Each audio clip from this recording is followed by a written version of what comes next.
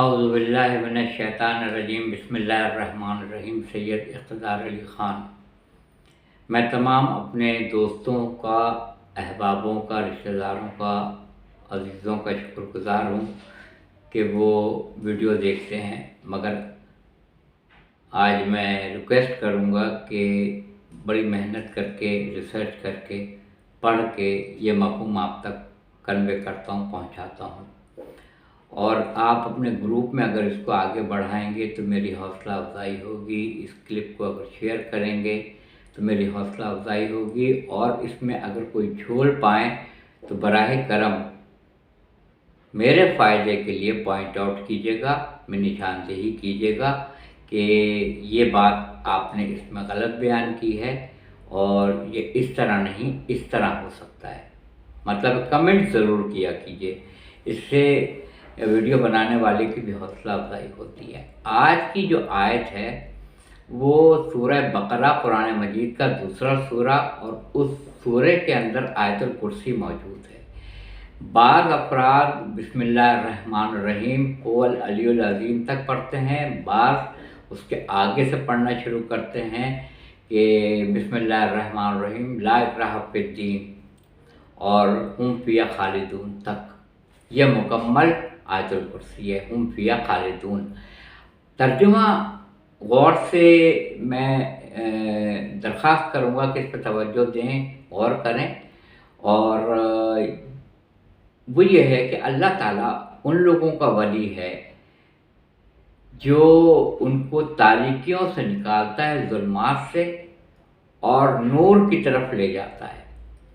اور طاغوتی طاقتیں، شیطانی طاقتیں وہ طاقت ہوتی ہیں جو نور سے نکال کے ظلمات، تاریکیوں میں، اندھیروں میں اس کو ڈال دیتی ہیں، گرا دیتی ہیں، پستیوں میں وہ چلا جاتا ہے۔ جیسے اللہ تعالیٰ نے قرآن مجید میں کہا کہ اللہ تمہارا ولی، اس کا رسول تمہارا ولی، اور وہ صاحبان ایمان جو رکوع میں زکوٰۃ ادا کرتے ہیں وہ تمہارے ولی۔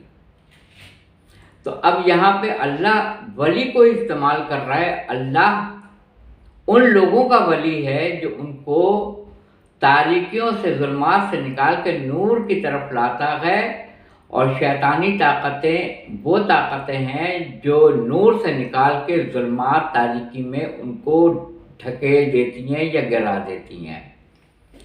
میں نے ایک صاحب سے پوچھا یہاں نور سے کیا مراد ہے، تو انہوں نے کہا نور ہدایت، ہدایت کا نور۔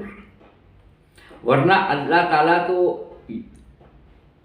یوں بھی مخاطب ہو سکتا تھا کہ اللہ ان لوگوں کا ولی ہے جو ان کو اندھیروں سے نکال کے اپنی طرف لاتا ہے، یعنی اپنی طرف کا مطلب اللہ تعالیٰ کی طرف لے کے آتا ہے۔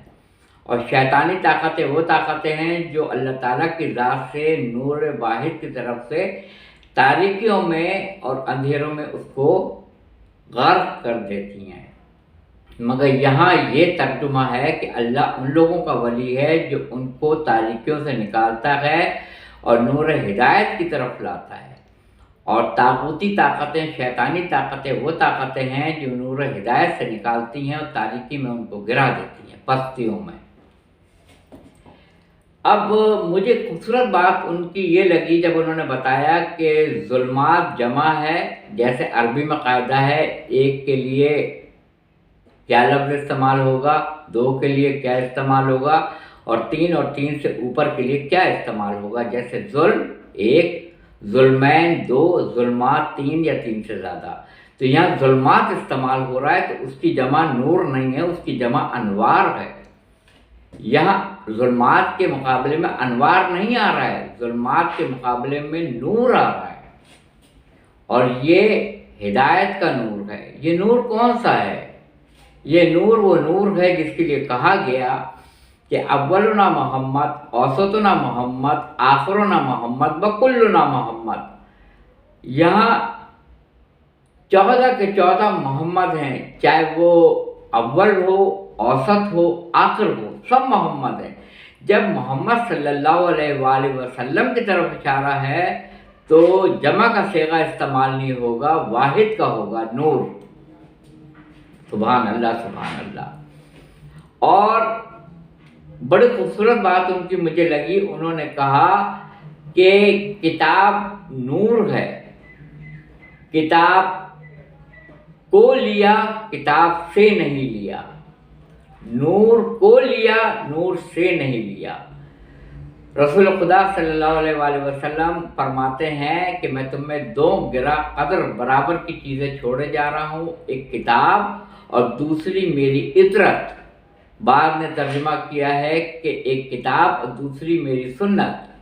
تو یہاں اگر آپ عطرت بھی مراد لیں تو یہ جملہ بالکل درست آئے گا کہ ہم نے ثقلین کو لے لیا، چاہے وہ قرآن مجید ہو، آل رسول ہو، چاہے قرآن مجید ہو، سنت رسول ہو، ہم نے ان دونوں کو لے لیا، لیکن افسوس صد افسوس ان دونوں سے کچھ نہیں لیا۔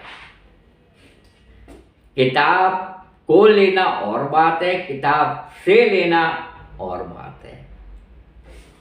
آج کو لینا اور بات ہے، آج سے لینا اور بات ہے۔ سے کا سوال کیا جائے گا، کو کا سوال نہیں کیا جائے گا۔ کتاب کو مانا، کتاب کی مانی، آل کو مانا، آل کی مانی نہیں مانی نا۔ تو سوال یہاں یہی ہو رہا ہے، نور نور ہدایت ہے۔ اگر جو اللہ تعالیٰ نے دیا، چاہے وہ عطرت کی صورت میں، سنت کی صورت میں، قرآن مجید کی صورت میں، تو آپ نے کو لیا، قرآن کو لیا، سنت کو لیا، عطرت کو لیا، قرآن سے نہیں لیا، عطرت سے نہیں لیا، سنت سے نہیں لیا۔ اپنی رائے دیجیے گا اور کمنٹ سیکشن میں بتائیے گا۔ جزاک اللہ۔